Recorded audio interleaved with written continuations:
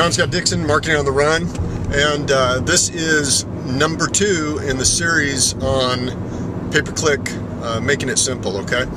And what I realized is I really didn't talk to you at all about how do you pick what ad groups to create if you haven't done so already. And really it comes back to keyword analysis. So have you done any keyword analysis? Do you understand which words from a natural search, so that means the stuff you're not going to pay for, the things you're going to embed in your content and in your code that are going to make Google love you, what research have you done to determine which words are going to be powerful?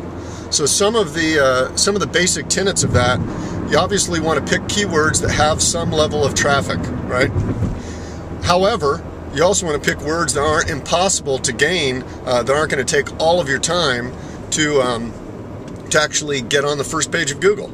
So how do you do that? Well, you pick words that have generally fewer than 100,000 competitors. So that seems like a lot, but most keywords that are going to be ripe for your industry, some of the really obvious ones, are going to have millions, possibly, it depends on your niche, but millions of people that are competing, or web pages that are competing for attention. And the bigger that group is, the harder it is to move your page to the very top of the pile. When it gets down to 100,000 or 50 or 30 or 10, you can do it in a couple of weeks. I mean, it's not that hard. Search engine optimization is not that hard. I mean, there are a lot of experts out there, and there is a degree of expertise that comes with it. You need to know your stuff, but it's not that hard. It's just, at the end of the day, it's just work. So you want to pick keywords that have a lot of traffic potential. Okay, you want to pick keywords that have as few competitors as possible. And another thing you can do is you can kind of look for you can create kind of a market value proxy out of things like, if you know how many people are likely to visit from a particular keyword, and you know what the average cost per click that people are paying when they do buy that keyword, if that number is big, then you know you've got a pretty decent keyword in terms of there's traffic, which is demand, and there is there are people that are like you that are actually paying for it. The assumption is they're paying for it because it is it's at least profitable for them at that whatever price they've set. Now, it could be an erroneous assumption, but I'm going to give it like a 10-inch ruler. That's how I'd treat it. So anyway, that's a market value proxy. Using all of these things, it'll help you select the right keywords. Now, that's for natural search. So your strategy on pay-per-click needs to go to a couple of thoughts. One is,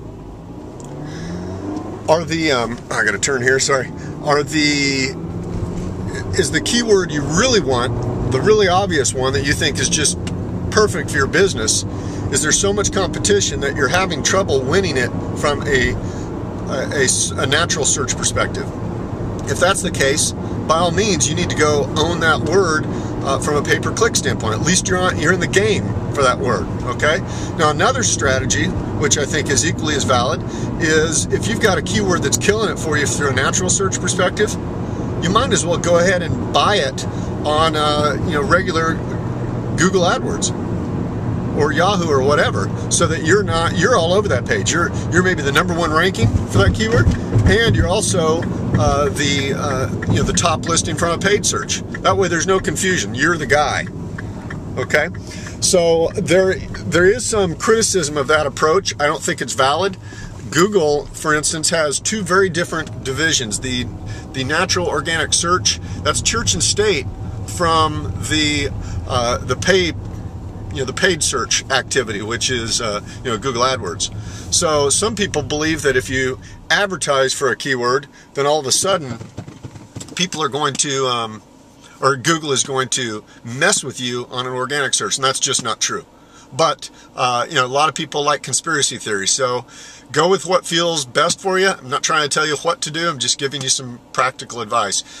So anyway, this lesson is about how do you choose ad groups, and how do you choose what ads and what keywords to put in it. So we've talked about the keywords, and I've reached my destination. By the way, that's a Christmas present for my daughter. It's a beanbag chair. That's the inside of it, and it's a small car. It pretty much occupies the entire back end. So sorry about the overall look of the series or this episode today. But okay, so back to ad groups.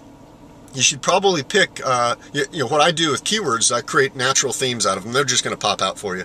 And those are nice ad groups for you. Initially, you're going to want to start with a lot of keywords. That's going to, when you're doing AdWords, you want impressions.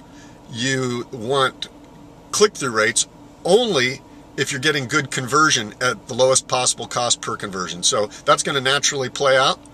If you start with a lot of keywords, you're going to find out which ones rise to the top, and it's going to follow the Pareto principle. It's going to be the 80-20 rule. You need to find those, and those keywords deserve their own ad group.